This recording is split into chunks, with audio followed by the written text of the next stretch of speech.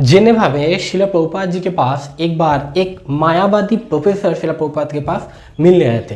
Actually वो आए थे, उनका जो मेन पर्पस यही था कि वो श्री कृष्ण के बारे में एक बुक उन्होंने लिखा था। तो शिला प्रभुपाद जी तब काफ़ी फेमस हो गए थे, तो इसीलिए उन्होंने उनका इच्छा यही था कि शिला प्रभुपाद जी को, क्योंकि शिला प्रभुपाद जी कृष्ण भक्त है, तो मैं ये जो मेरे लिखा हुआ जो कृष्ण जो बुक है, लीला पुरुषोत्तम जो कृष्ण बुक है, ये बुक मैं शिला प्रभुपाद जी को गिफ्ट करूँगा। तो उन्होंने आया और उन्होंने शिला प्रभुपाद जी को प्रणाम किया और शिला प्रभुपाद जी को ये बुक दी और बोले, शिला प्रभुपाद जी ये बुक मैंने लिखा है। तो शिला प्रभुपाद जी ने पूछा कि ये बुक किसके बारे में? तो शिला प्रभुपाद जी ने बोला ये कृष्ण के बारे में। तो मैंने कृष्ण के बारे में एक बुक लिखा, तो मैं चाहता हूँ ये बुक आप ले और पढ़े और सभी को ये दे, सभी को ये डिस्ट्रीब्यूशन करें। शिला बोले ठीक है, इसको लेकर। उसके बाद वो चले गए। उसके बहुत दिन बाद वो शिला प्रभुपाद जी से फिर मिलने आए और ये जानने के लिए कि आपने ये बुक पढ़ा। शिला प्रभुपाद जी ने तब वो बुक पढ़ा था। तो शिला प्रभुपाद जी ने बोला हाँ मैंने ये बुक पढ़ा। तो वो प्रोफेसर ने बोला भाई पता है शिला प्रभुपाद जी, ये जो बुक मैंने लिखा है ना, ये मैंने 12 साल रिसर्च करने के बाद मैंने ये बुक लिखा। ये 12 साल का मेहनत का फसल है ये कृष्ण का जो बुक है। शिला प्रभुपाद जी ने बोला, ओह अच्छा रियली 12 साल मेहनत किया? लेकिन मैं आपसे क्वेश्चन पूछना चाहता हूँ। तो बोला हाँ बोलिए बोलिए। आपने क्या इस जो बुक आपने पढ़ा है, तो क्या कृष्ण का जो ज्ञान है उसको आपने रियलाइज किया है कभी?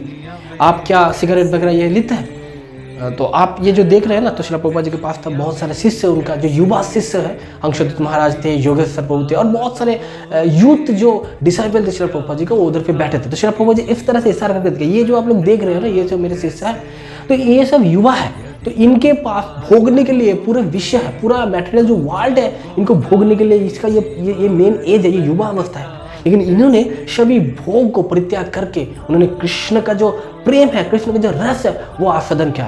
क्या आपने कभी इसको रियलाइज किया?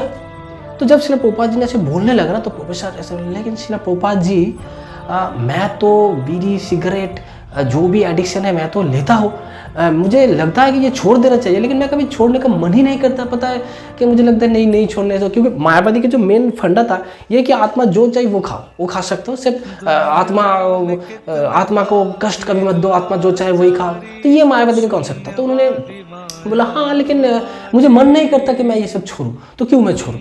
शिला प्रभुपाद जी ने बोला यही है तुम्हारा मेन गलती। तुम बोल रहे हो कि कृष्ण के बारे में 12 साल तुमने रिसर्च किया, लेकिन रिसर्च का फसल क्या है? तुमने खुद अपने जीवन में उपलब्धि नहीं किया, तो क्या तुम उसको फ्रूटफुल कर पाओगे? तुम जो फसल अगर तुम अपने आप ये आचरण नहीं करोगे, तो कैसे ये बुक किसी को प्रभावित करेगी? तो उसके बाद शिला प्रभुपाद जी ने उनको समझाने लगे कि ये है वो है वो है। बहुत देर तक शिला प्रभुपाद जी ने समझाया, तब मायावादी जो फिलोसोफर था उन्होंने शिला प्रभुपाद जी को प्रणाम किया और चले गए। तो इस दौरान जो शिला प्रभुपाद जी के शिष्य थे वो बहुत मतलब आश्चर्य लग रहा था उन लोगों को, क्योंकि जनरली शिला प्रभुपाद जी वो मायावाद को पसंद नहीं करते थे। तो मायावाद के साथ इतना देर तक डिस्कशन शिला प्रभुपाद जी का उन्होंने कभी नहीं देखा कि शिला प्रभुपाद जी मायावाद को मिलते थे, शिला प्रभुपाद जी खंडन करने लग जाते, लॉजिक देखकर वो शास्त्रिक आधार पे मायावाद को खंडन करने में लग जाते कि शिला प्रभुपाद जी का प्रणाम मंत्र है निर्विशेष शून्यवादी पास्टर जैसे तारी ने। तो मायावाद शिला प्रभुपाद जो देखनी है इसलिए निर्विशेष शून्यवादी है, लेकिन मायावादी शिला प्रभुपाद को सहन नहीं कर पाते। महाप्रभु जी ने बोला ना मायावादी भाष्य सुन ले सर्वनाश, तो शिला प्रभुपाद जी मायावाद को पसंद नहीं करते थे। लेकिन ये जो प्रोफेसर जो मायावादी थे, लेकिन शिला प्रभुपाद जी उनको बहुत सॉफ्टली डील कर रहे थे, शिला प्रभुपाद जी बहुत प्यार से समझा रहे थे।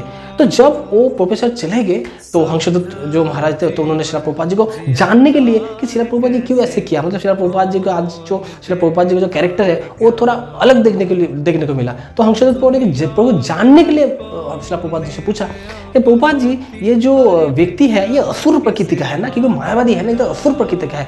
तो प्रभुपाद जी ने बोला हाँ एक्चुअली असुर नहीं है, ये मायावादी नहीं है, ये मायावाद के द्वारा प्रभावित है। इनके जो बुक मैंने पढ़ा तो बुक में बहुत बार उन्होंने कृष्ण जो शब्द है इसको उन्होंने यूज़ किया और ये शब्द मुझको बहुत अच्छा लगा।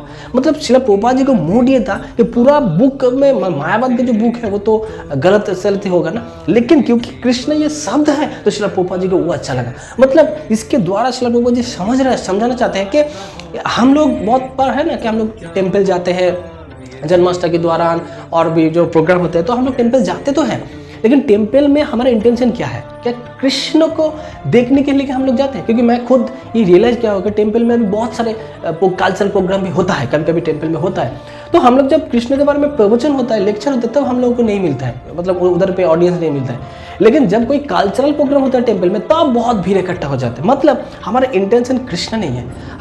हम बोलते तो है आज जन्माष्टमी में या तो मैं भगवान से मिलने आया हूँ, लेकिन कितना देर हम लोग भगवान से रेसिप्रोकेट करते हैं, कितना देर हम भगवान के पास खड़े रहते हैं। बाहर में अगर कल्चरल प्रोग्राम रहते तो हम लोग उसको दौड़ के चले जाते हैं। तो ये हमें समझना पड़ेगा कि क्योंकि मोनेर कथा जाने रे गोरा कैमने देव फाके, क्योंकि हमारा मन की जो बात दूसरों को लग रहा है कि ये तिलक पर है, कि तिलक पहना है, कंठी पहना है, तो मतलब ये तो भक्त होगा। लेकिन भक्त हो या नहीं, क्योंकि प्रभुपाद जी ने संस्था का नाम क्या दिया है, international society for Krishna consciousness. क्या मेरा कॉन्शियसनेस कृष्णा है, क्या मेरे कॉन्शियस में कृष्णा है, ये मेन है। तो इसीलिए हम लोग जब मंदिर जाते हैं तो मुझे हमें ये भक्त बुरा कर रहा है, ये गलत हो रहा है, ये मंदिर में ये हो रहा है, ये सब चीज देखने को मिलता है। क्यों? क्योंकि हमारा इंटेंशन कृष्ण नहीं है। क्योंकि अगर मेन एम हमारा कृष्ण हो गया ना, क्योंकि हम लोग अगर मंदिर भगवान को देखने के लिए जाएंगे ना, तो बाकी सब जो एनवायरमेंट है ये हमें प्रभावित नहीं करेंगे। जगत गुरु श्रील प्रभुपाद की जय। हरे कृष्ण।